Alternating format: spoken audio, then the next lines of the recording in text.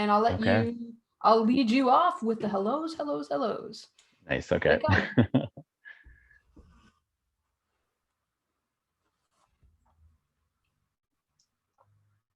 Hi, everyone. Welcome.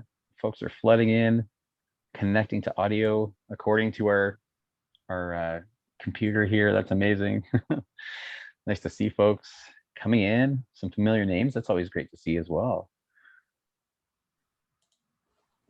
All right. Hey, Jen Shelswell, how are you? Good. How are you? I'm like, I'm on mute. How's it going? Excellent. Have we got some ECEs on the line today? I hope so. I'm looking through the names here to see who else here. Any ECEs in here with us? I'm not recognizing the names yet.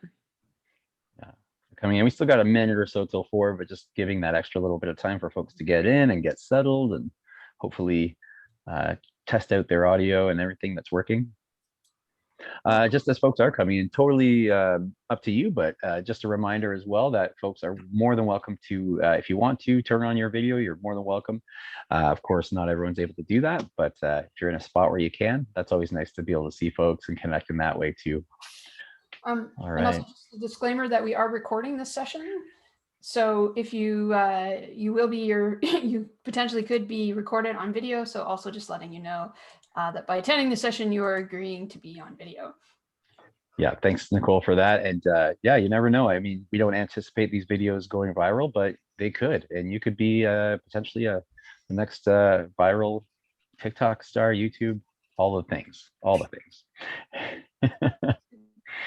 All right, folks, looks like folks are still coming on in. We're up to like 37, I think, which is incredible. Welcome, nice to see everyone.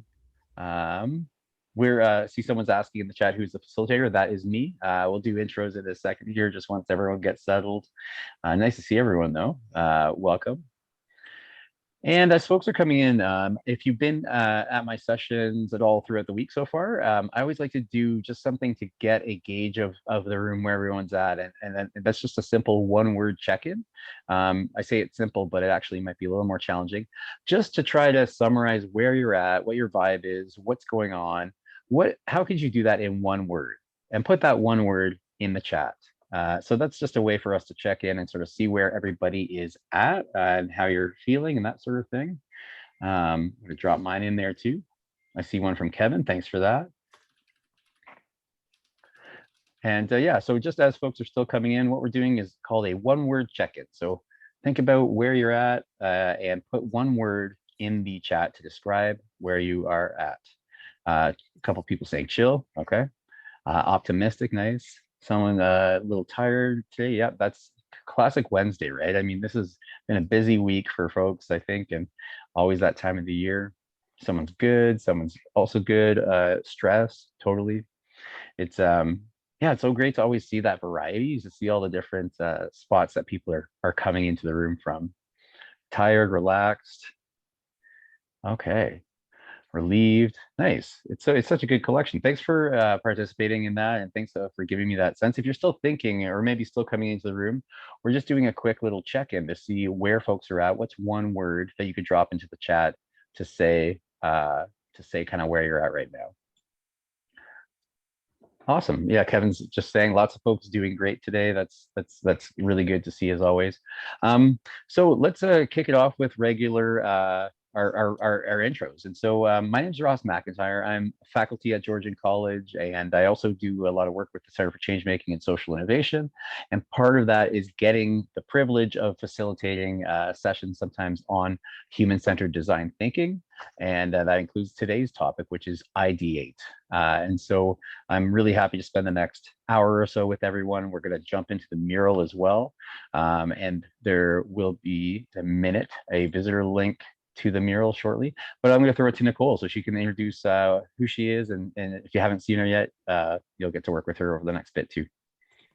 Thanks, Ross. Hi, everyone. My name is Nicole. If I've seen you in some other sessions, I'm the manager for the Center for Changemaking and Social Innovation.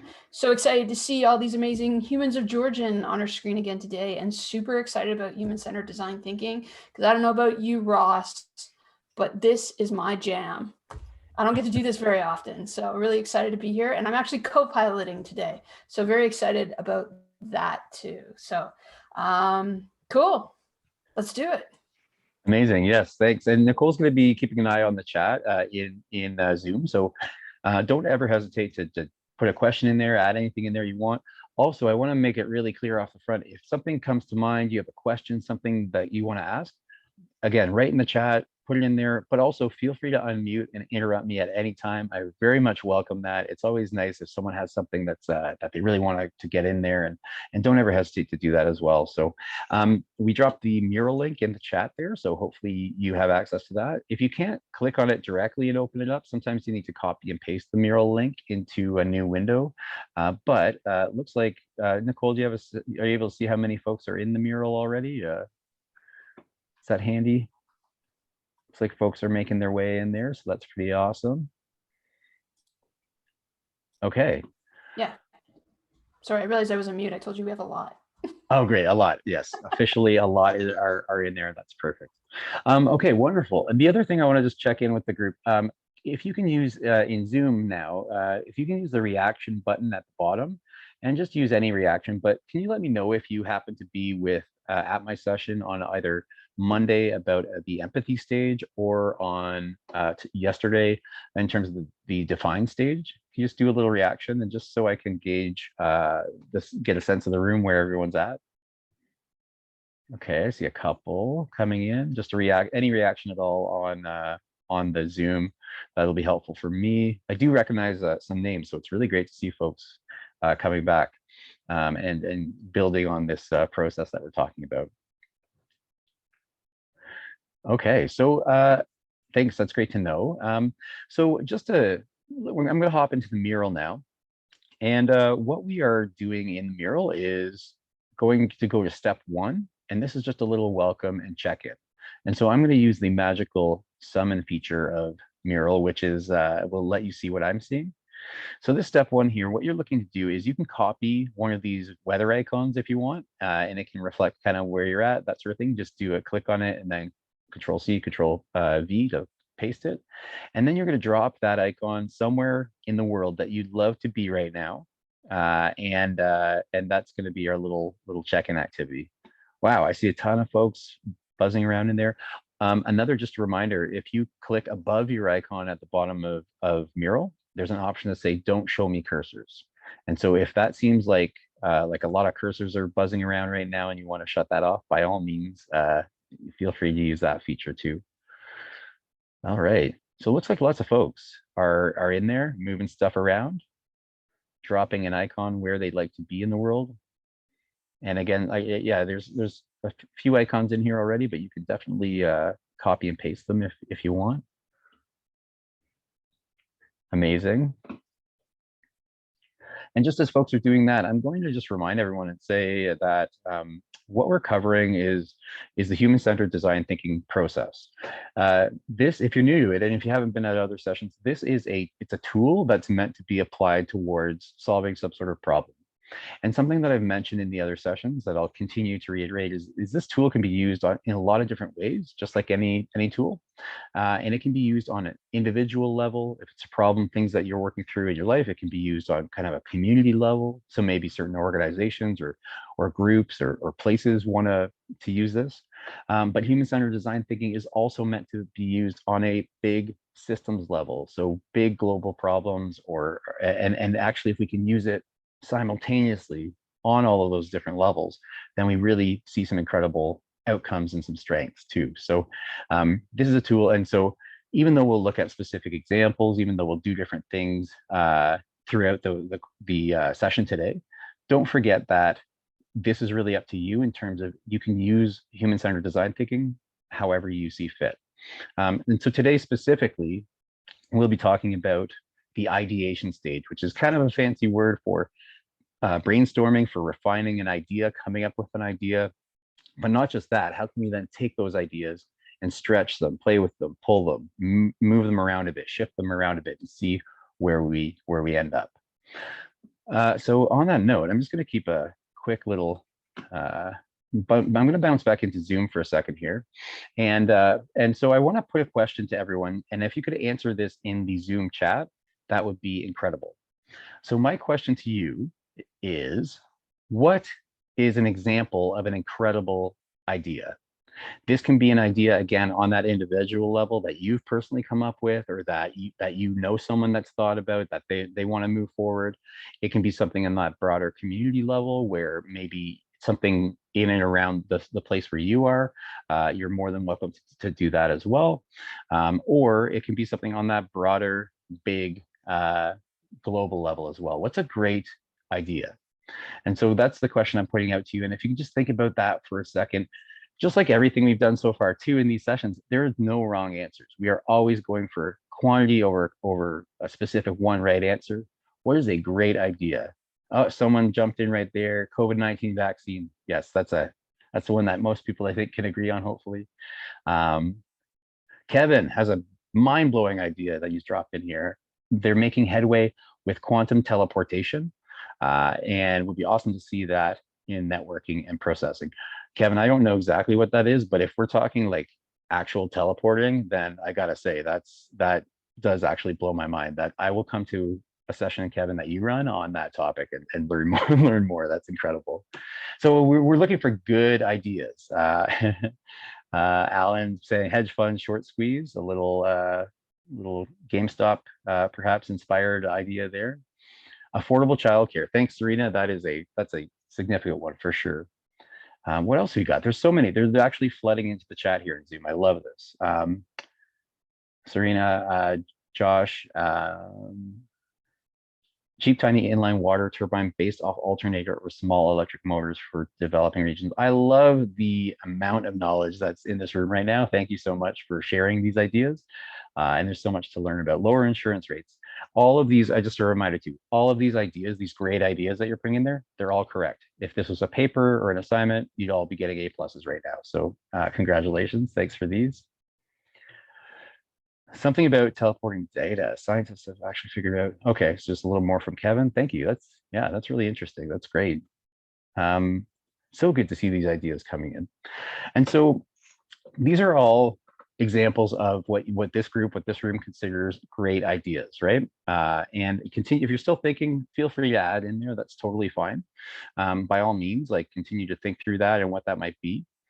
Part of today's session, in terms of situating the ideation stage within the broader context of human-centered design thinking, is now what do we do with these ideas to make them even better? What can we do? What are our options? How do we play with them a little bit? Because as I think everyone might hopefully would agree, is that rarely is an idea come to mind and that's it. That's the one that you are going to stick with. That's perfect. That's how it's going to work. They always change naturally. And so how can we take control of that in some ways and kind of say, you know what, let's make that idea something even more significant. I'm going to pause right here as well because in my eagerness to talk about ideation, I realized that I've forgotten a very significant part of this session, and that is the land acknowledgement. This is something that we're starting all of our sessions with during Changemaker and Residency Week. It's something that anytime we're gathering, it's important to be able to, I think, to start with.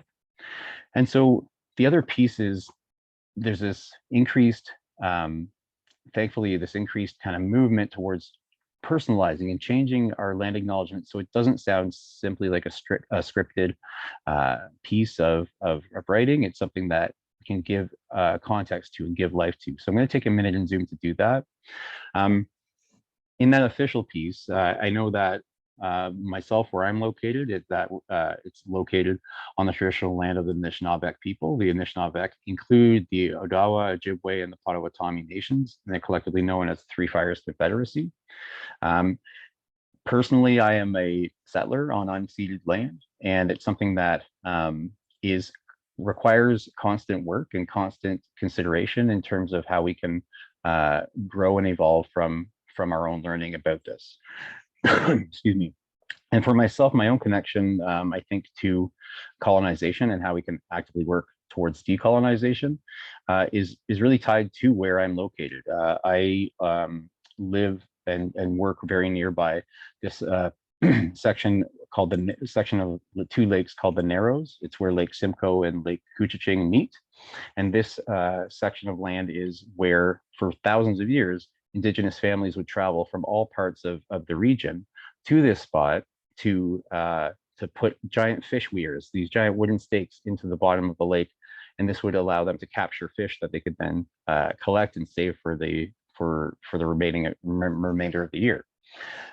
This location happens to be right at a spot where I drive over every day. There's a bridge over this area now, and I drive over it almost every day on my way to work. And I lived here for many years before I even realized the significance of this spot. And for me, I just learned a bit more about it over and over the years, and I learned that these fish weirs, they've done archaeological testing, and they predate the pyramids in Egypt. This is how old and how significant this site was for so many different, so many centuries, for so many communities, and that wasn't something I knew, and it was just always a reminder, I think, to me, and it still is a reminder to me that every time that I go past that site, that no matter how socially conscious, or no matter how informed and aware that I may feel that I am, and open-minded and progressive in terms of these topics, that I always need to be able to check in with myself and continue to do work and increase my own learning, understanding, but maybe most importantly, my own actions around decolonization, and how can I work towards that personally? How can I draw other people into that work? And so I encourage you all to do the same. There's incredible resources available, but translating that knowledge into action is key, I think, when we're talking about decolonization. So thanks. I know that was a little pause, and I apologize that I didn't remember to do that at the start. All right, so diving back in, I know some folks are still joining in, and lots of folks are in the mural. We gave a bunch of examples of great ideas, and everyone, I'm still reading them here. Like, everyone came up with some great ones. Like, even just most recently, more media coverage to protest things that are going on in different parts of the world to garner that international support. All of these are valid and great ideas. So how do we take those ideas now and refine them and work through them in ways that are based on human-centered design thinking, and that can lead to even better outcomes?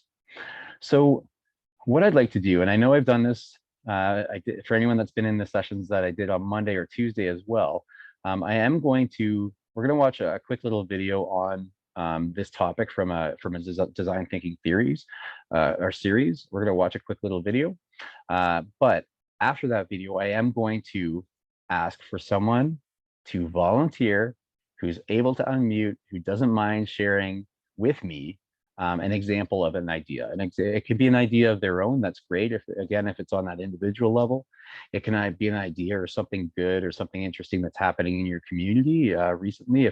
That's totally fine too. Or it can be a big idea, right? That you heard about, or that maybe you're even involved in, passionate about, connected to. I'm going to ask for that, but I wanted to put that out there before we watch this video, just so you could start thinking like, oh, maybe I can share that idea with the group.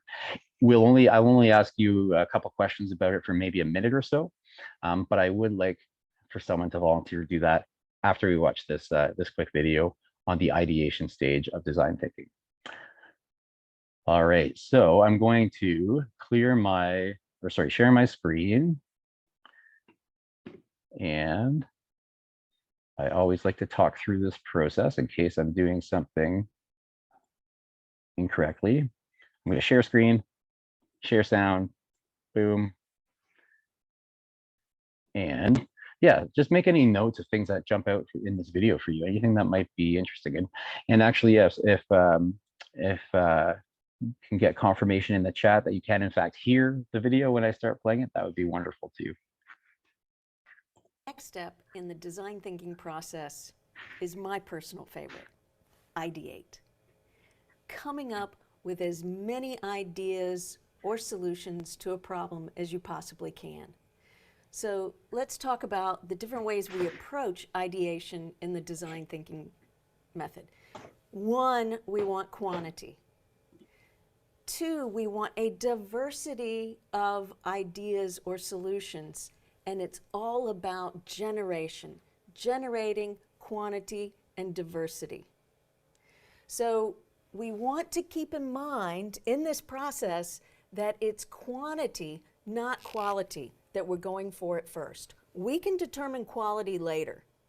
The getting as many ideas out at the beginning is the critical part. And for that, we have to suspend judgment. And suspending judgment not only of our own ideas, but of other people's ideas, right? Just get them out on the table. In this process, you want to make sure that all the people that are collaborating and working in this process have a voice at the table. There are generally introverts in the room, and what you want to do is you want to come up with workshops or exercises within this process that helps them get their ideas and their voice on the table when they might not normally speak, and there's lots of great ways to do that. So you want to make sure that everybody is heard because everybody has ideas. Now here's the critical point. The toughest point is that we want to focus on novelty over relevance in the ideation process. Now, you're probably thinking, well, if it's not relevant, what good will it do? From my experience in decades in the design industry, relevance is something that people do really, really well. You know, the relevant spreadsheet, the relevant brochure, the relevant response to something. That's something that we operate out of constantly. It's the novelty that is difficult for most of us. And getting novel thinking, novel ideas out is the most important part. If we have novel ideas, and I always use the analogy of some of the products that Apple has created, who knew we needed the iPod, right? Who knew we needed the iPhone? Those were novel solutions, but were also relevant. And there's the sweet spot. I could do a whole talk just on novelty and relevance, but there's the sweet spot between novelty and relevance, and that's where we innovate. This we do really, really well. So in the ideation phase, we need to focus on novelty. Some of the ways, some of the methods and processes that we use in the ideation phase are mind maps, sketches, skits, storyboards, game storming. This is really great, and there's some great books out on this. Charrettes, where we actually bring in the users of our products to ideate with us. So this is just a few of the possible methods that we can use in this step of the process. But in a nutshell, this is ideation, and you always want to shoot for novelty first. No judgment, just novelty.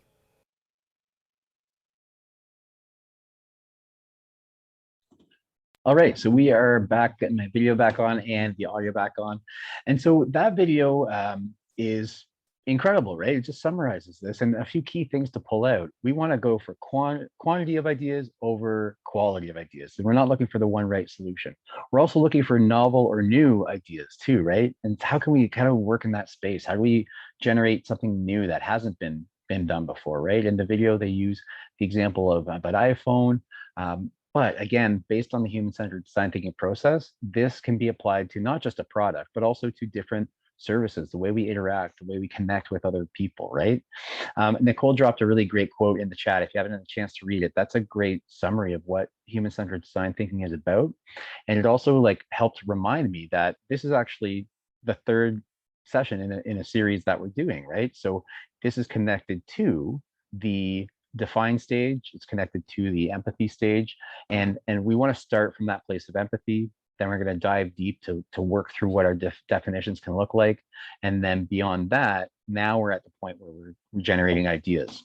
I know for myself, I'm sometimes guilty of trying to skip right ahead to the stage we're on today, to skip right ahead to that idea stage. Here's a problem. Okay, what's an idea to solve it? But by slowing down, taking that time to build out our understanding and empathize with a problem or people experiencing a problem, we get a better foundation by taking that time to dive deep, build out the definitions of what the problem as we define it. Then we get more data, we get more information that we can then use to make incredible informed decisions. So that's a good reminder too, because I know some folks might be joining in for the first time here today. All right, so let's take a look in the mural, and just to emphasize that, we can zoom kind of in on this little section. I'll use the summon feature so you can see what I'm seeing. When we're doing this type of work, judgment-free, like we said, quantity over quality, we're encouraging big, wild ideas. There's not a wrong idea in this process. You can build on ideas from other folks. Everyone should have a voice. And so just like in the other sessions today, we're going to be using the mural for those that are in there, comfy with it, but we'll also make sure we're using the Zoom chat to ask some questions and drive some more insights. And yeah, we're going to look at zooming in on a specific topic too. And so this is where we're situated. We're right smack dab in the middle of the human-centered design thinking process. But don't forget too that sometimes we might get to a stage of this process and need to revisit earlier stages. So if something's not working right in the ideation stage, maybe we need to go back to the empathy stage, figure out how we can better approach this from a place of empathy. Maybe we go back to the define stage, see what we're missing. So even though this is presented in kind of a linear way here, that is not the intent of how this tool is supposed to be used. So I'm going to jump back into Zoom here. And I hope that maybe a couple people have had a chance to think about this and would be willing to perhaps unmute and share what's an idea. Maybe it's a new idea, maybe it's your idea, maybe it's a bigger idea, maybe it's something that's happening where you're living. What's an idea that you have encountered recently? And so is anyone willing to volunteer to just have a quick little 1-minute chat about that so I can ask a couple more questions, that sort of thing? And again, know that there's no wrong answers to these questions. Is anyone open to or willing to unmute so we could just kind of demonstrate this? I may have gotten very lucky. I have a good one. A good idea that I've heard of is decentralized power grids. So having like smaller power generation systems that are, to like local neighborhoods and such. Okay, decentralized power grid. And we're talking, just so everyone's on the same page, Josh, we're talking about like the actual power that's coming to our houses and buildings, that sort of thing. Yeah. Okay. And so can I ask why you feel that's a good idea? I mean, it's been talked about for years. A big thing that you can really see where it would benefit is places like Texas. So they had like small areas that were really hit hard and that took out everything, right? Right. Whereas if you had these localized areas, if one is taken down for whatever reason, everything else is still fine. Okay. So that's one of those things. Not everything's connected, and you're not relying on huge power lines that you have to maintain consistently. Yeah, that makes total sense. And yeah, there's like that security, I guess people would get with that. Yeah, less raw material as well. Yeah, so I think you've described a bit about why the existing way could be a problem. Why, like in bigger picture, why does that matter, do you think? Why is that something that would matter to people, to communities? Well, one of the big things, it does put a big focus on renewable energy, right? Because you can't just set up like a big hydro dam in every community or something, right? Right. So it does put a larger focus on things like solar panels and wind generation and stuff like that. Okay. It also puts focus on having trained individuals in each community, right? To make sure that you have these things monitored and maintained. Right. So this idea is already starting to snowball into other pieces like work and other opportunities. And you mentioned like climate change too. That's like to use a method called translation. We can pull from another whole other field of what that work looks like. What does climate change work look like? And maybe this is a piece of that, kind of based on what you're saying. Is that fair to say? Yeah, exactly. Yeah. Can I ask, like, based on your understanding of this idea, decentralized power grids, how might we even make it better? How might we make this even, like, if you were in charge of this project, implementing it, how might we make it the best it possibly could be? Well, there's a lot of emerging technologies that we could really take advantage of. For instance, like a lot of the ways that you power how your keyboard works. It's little crystals that you basically put pressure on, and that generates a charge, right?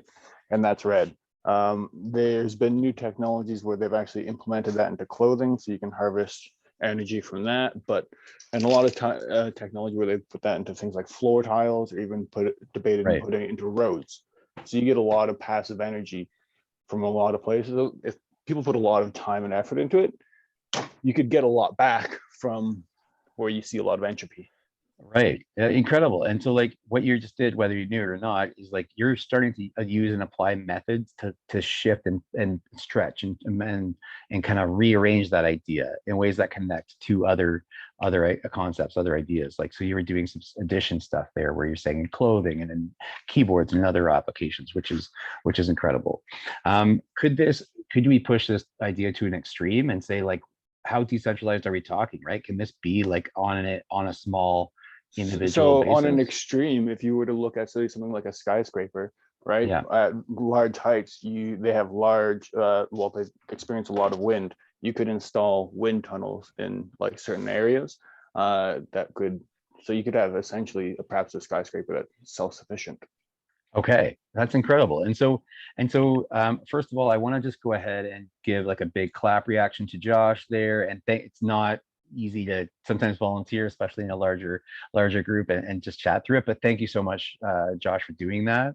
And to the whole group, I know we may, I'm guessing we may not all be as knowledgeable as Josh is on that topic, or maybe we are. But regardless, the specifics of what we were talking about aren't in this session aren't as important as the things that Josh was just demonstrating, whether he knew it or not.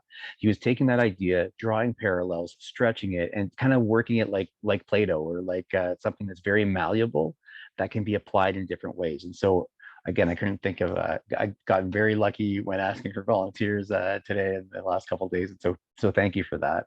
We're going to take a minute and be able to kind of demonstrate that and play with that in the mural as well when we're doing that.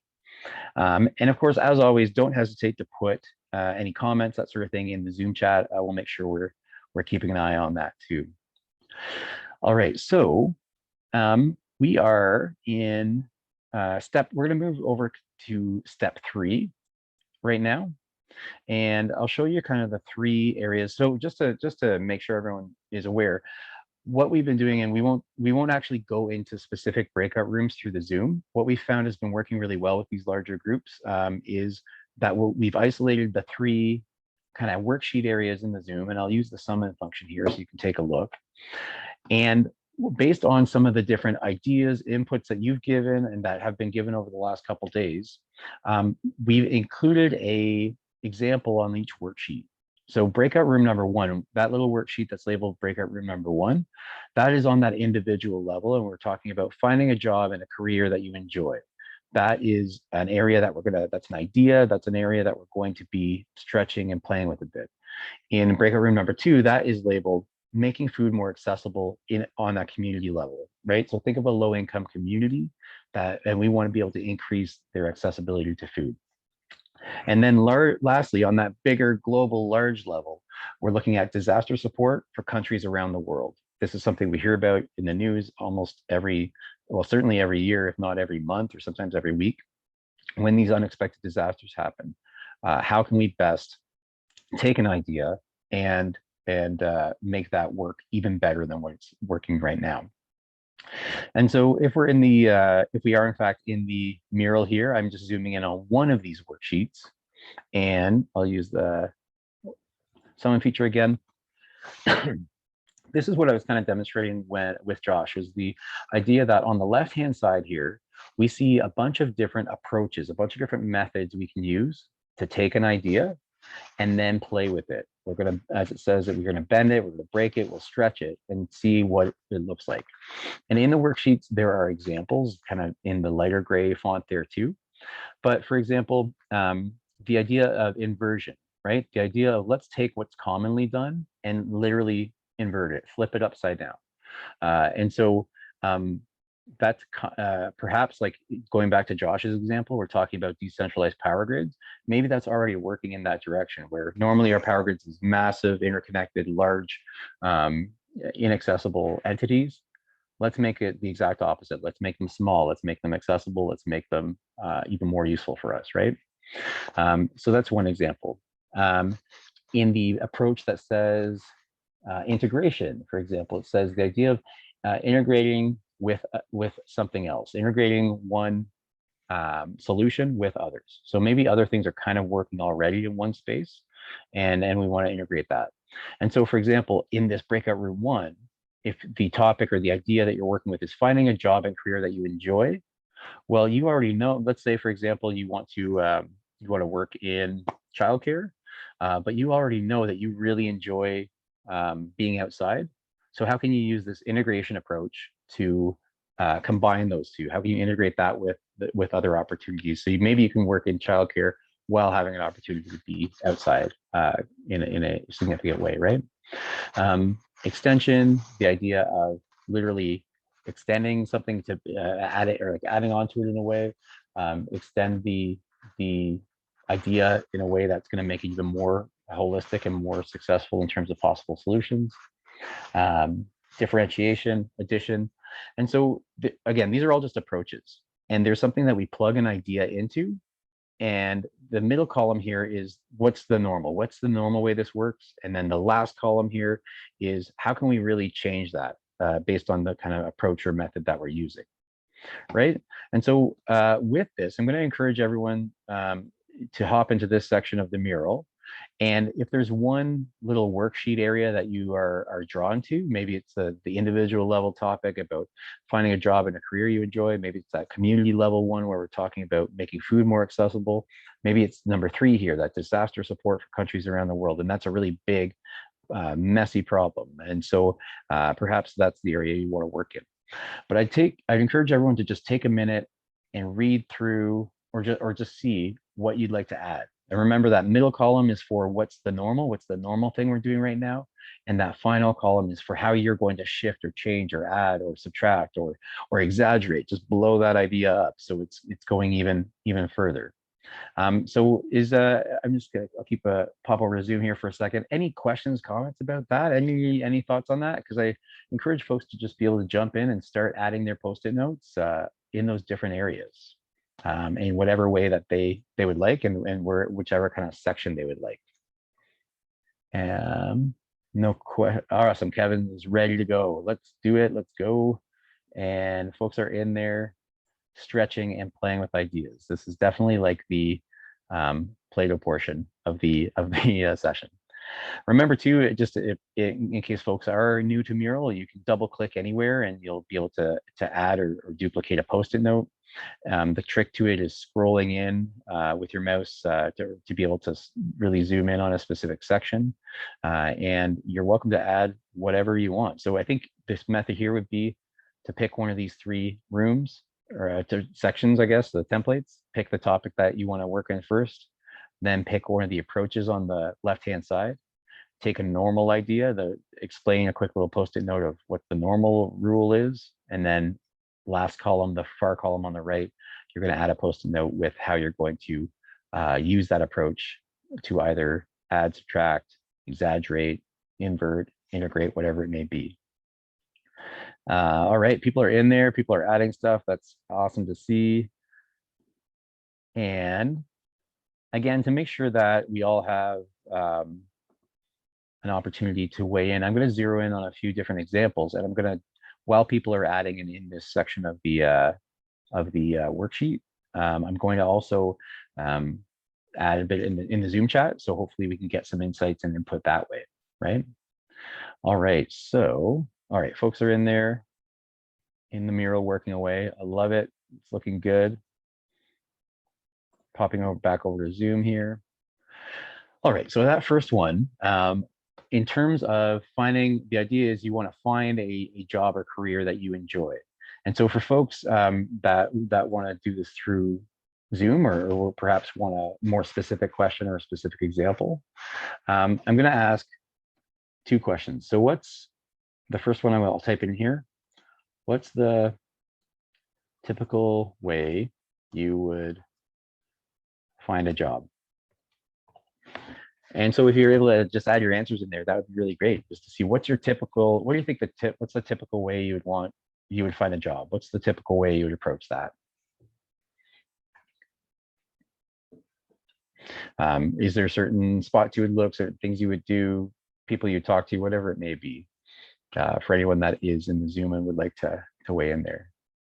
Alan, yeah, classic. The Indeed site is a go-to, I think, for jobs. And so you're looking through it. So I hear that we're looking through it for a job online, right? Yeah. Anyone else on that in the Zoom? Anyone else curious, like has some input on what's a typical way you'd maybe find a job? Yeah, signs at a place saying they're hiring for sure. And so you're actively, yeah, either online or in person, you're actively looking for a job. Personal meetings, nice. Cold calling is an option. Oh yeah, interesting, of course. Yeah. Cold calling, LinkedIn, yeah, there's always those resources for finding a job, and absolutely. So what would that look like? So all these suggestions so far, if we're going to use the approach of, let's say we're going to use the approach of inversion, let's flip that on its head. What would the exact opposite of that be? So far the common thread between some of the suggestions in the Zoom chat here, so far I think the common thread is that you're actively doing something to go out and find a job, whether that's online or seeing a sign in a window, picking up a phone and calling them. You're actively doing some work to find that job. What would the opposite of that be if we were going to invert it, use that approach? And again, there's no wrong answers. We're looking for that new idea, that different approach, that different thing. All right, Alan says, waiting for someone to come to your house and offer you a job. Yeah, that is that's fair game. That's on the table. That's kind of the opposite of what we've talked about. Wait for someone to offer you a job, do nothing. Yeah, maybe not work. Or if you don't have to work, maybe that could be an inversion.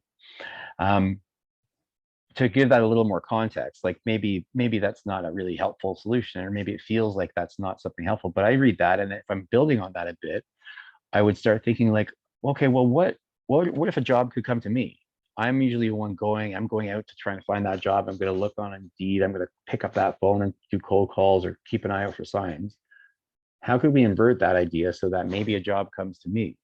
And so then maybe I think, okay, well, I've seen things about different ways to be notified, or different things you could be signed up for, that sort of thing. Yeah, and Hardeep, what a great suggestion too. Build your own business and create jobs. Yeah, instead of me looking for a job, maybe I'm creating a job for myself. That works. That's a great way to kind of twist and invert that approach. And then, yeah, someone mentioned do nothing. Yeah, for sure. Again, these are valid answers, even if it seems a little maybe silly or a little uncomfortable. That's okay. That's a whole, I think, part of that process. So then that got me thinking, maybe I'm building on that. Maybe there is a way for me to do nothing. How would that look? What would I actually, what would that require? What would I need to satisfy to throw the whole idea of a job out the window, right? Because in fact, we are also talking about a job we enjoy, right? That's the category that we're using in Mural. And so maybe that would require something else. I love this one from Jen. Put an ad for yourself onto a billboard. Yeah, why not? I feel like that has maybe happened before. I feel like people could certainly do that. Maybe I'm investing whatever it costs me to have a billboard, say that I'm looking for a job, and yeah, there's not a wrong way to approach this. Would anyone consider doing that, or would anyone consider, like, let's dive into that little idea a bit. Anyone in the chat here would you consider putting yourself on a billboard? If I said I'll cover the costs, would anyone be open to that? Would they want themselves on a billboard if you were looking for a particular job? Yeah, a couple reactions. Yeah, nice. Nope. Some people, it's a hard no. That's totally fine. A bit shy for that. Yeah, understandable. That's all right. Yeah, so I mean, what works for some folks might not work for others. And remember, with this particular topic, we are working kind of that individual space. We're talking about an example that is on that individual level. So what works for some folks might not. Oh, interesting. Alan says maybe you'd be guaranteed a job, because that's a pretty confident move. It would be. Yeah. So just to zoom out for a minute, like this thing we're talking through both in the Mural here and in the Zoom, we can see how our simple idea, that simple comment of how do I find a job that I enjoy? How do I find a career that I enjoy? That's a kind of still a big question. we have a lot more to work with now, right? We have a lot more to play with. We have some suggestions for how we can actively do that, but we have some ideas on how we could maybe flip or stretch or play around with our normal approaches and maybe come up with something new.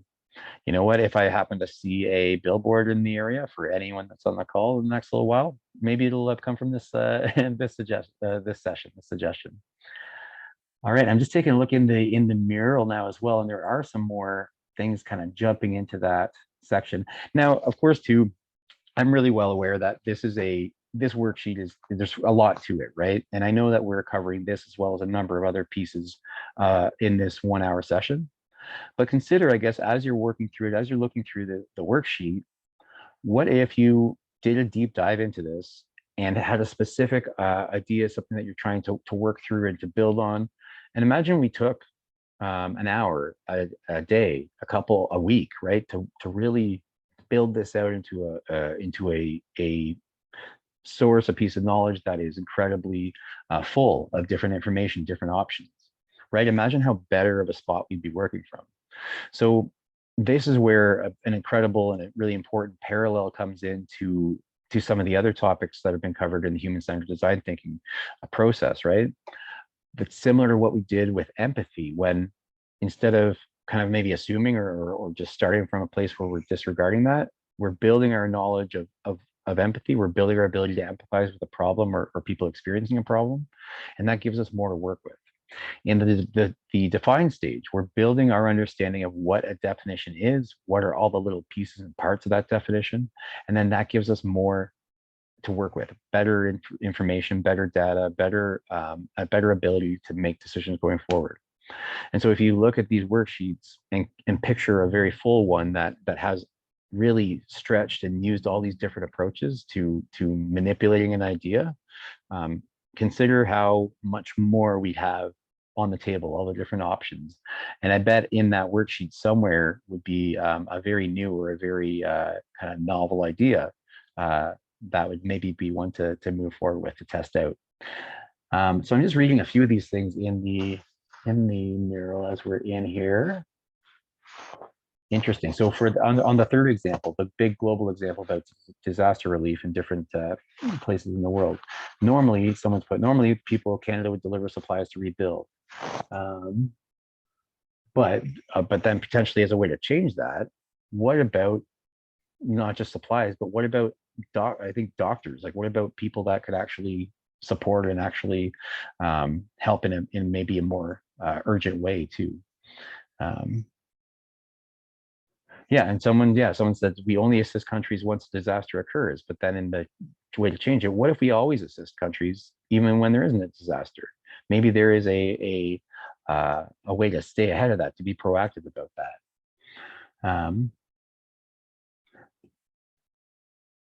Oh, interesting. So someone said rescuers help disaster victims, and then in the way to change it, disaster victims become the rescuers. How would that look? Maybe we don't know exactly what that means at this stage, but that's the whole point. That's the whole goal of this, is to have a number of things on the table here that are simply possibilities, that are options, I think, for us. Okay, so I'm going to hop back into the Zoom, and so there's not a lot in the mural on that kind of community problem. So let's talk a bit about that in Zoom too. So I'm going to say,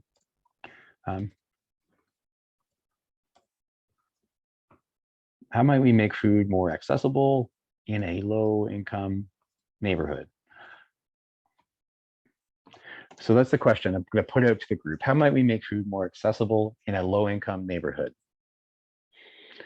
And forgive my typo in the chat there. Income is not 2 words.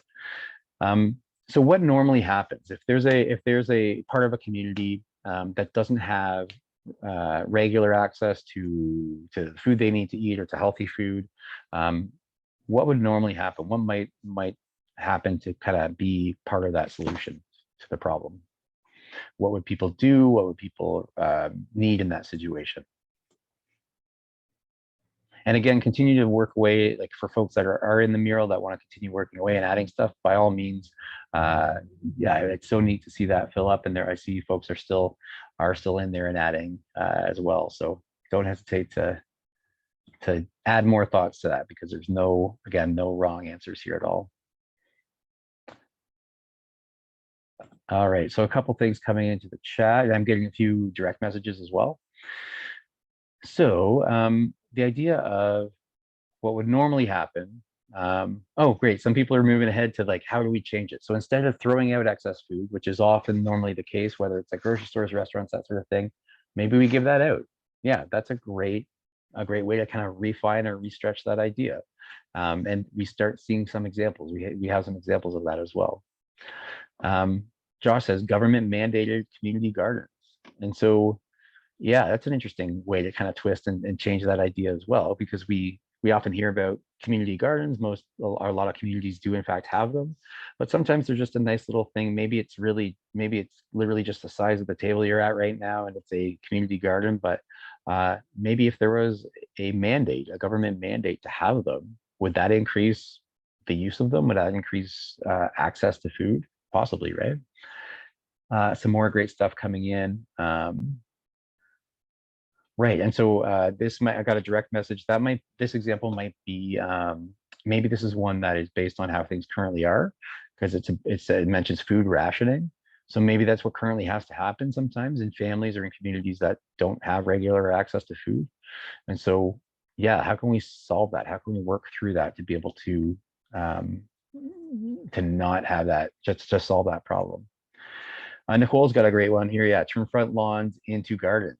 Right? We do spend a lot of time often to have these big open grassy spaces in front of our homes or behind our homes. Maybe that would be helpful if those were actually doing something. Josh, another great idea here, distribution of small indoor hydroponics setups and education. Oh, Jasneet, you're sharing something back in your home country. People below the poverty line are given certain cards that allow them to buy ration from government shops at a very low price. Interesting. So I love that for a couple of reasons. I love that you're taking an idea that exists, and Jasneet, I encourage you to add to that. How could that be even better? So the way that it already is working in your home country, is there a way that you could see that idea being even better, even easier? Maybe you're adding something to it. Maybe you're taking something away from it. Maybe you're stretching it in some way. The second reason I love Jasneet's comment there too is you're rooting it in lived experience. This is something you've personally seen and experienced and are connected to in that way. And so often when we're working at this stage or any part of the human-centered design thinking process, when we can incorporate our own lived experience into the process, it's going to just expand and grow any ideas and anything that we come up with too. So that's pretty incredible. So thanks for sharing that. Community meal programs once the pandemic is over. Yeah, that would be incredible to have not only that, and I love how that is kind of an expansion of that idea, right? Because you're solving a couple of problems with that suggestion, Jen. You're saying, yeah, let's solve this problem of people having food to eat. But the idea of that there being a community meal or some sort of like social element to it as well, like that idea just got a lot better by having that piece incorporated. So yeah, that's really incredible. Thanks for that. Okay, and so I'm just going to jump back into the mural here. And I am keeping an eye, I promise you I'm keeping an eye on the time as well. I want to make sure we do have time for everything. And so yeah, I do see a lot of input in the mural as well. And thank you everyone for that.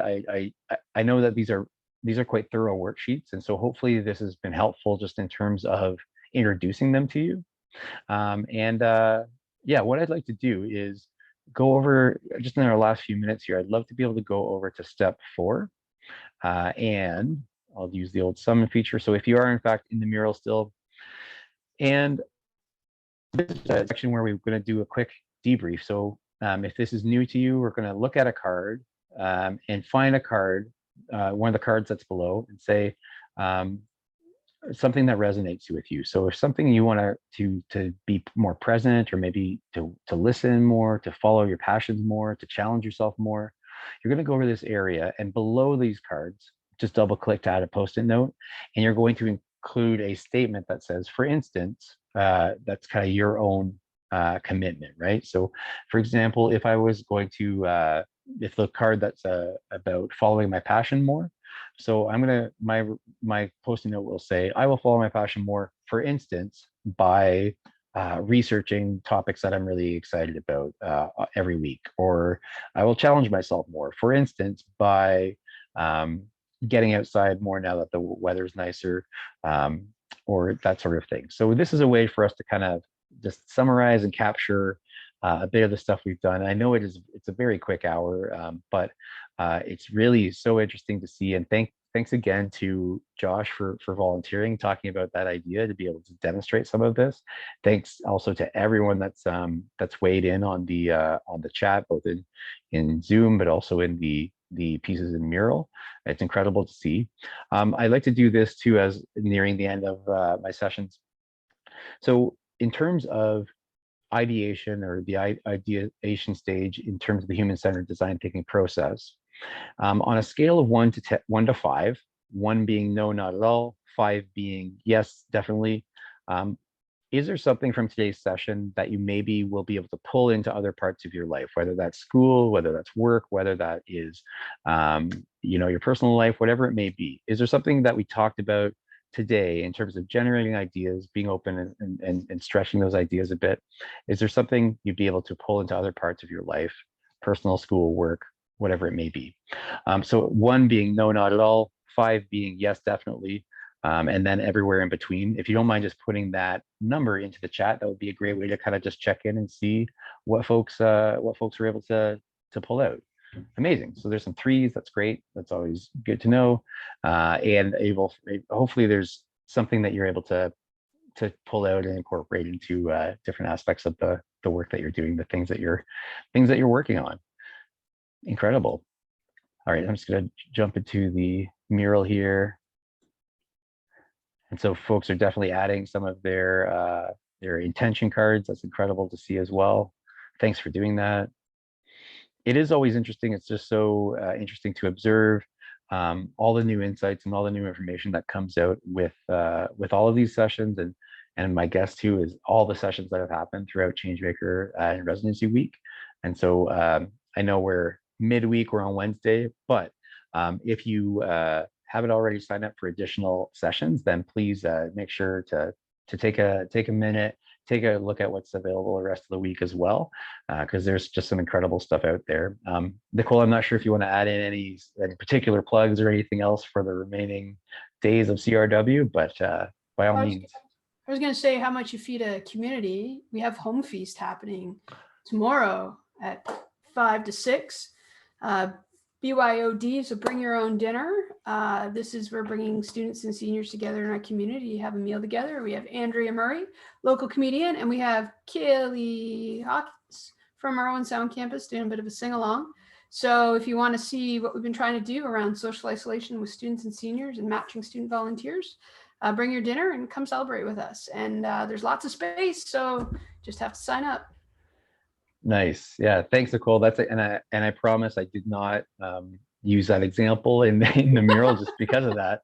But it's really like it worked out great. Like it's really like that session is highly, it's gonna be highly interactive. It's a great like social piece too. So yeah, I imagine just even seeing some of the engagement, seeing some of the great like input and kind of just the general vibe of this group, I imagine some folks would really love that tomorrow night too. So, and yeah, thanks for those little check-ins too. And I know too, like when I asked for like a 1 to 5 rating, this is a open chat, and so if there's a couple folks that are thinking, well, this was more like a 1, totally understand. We're doing a lot in 1 hour, and I hope you can still pull little pieces of it and be able to revisit this process.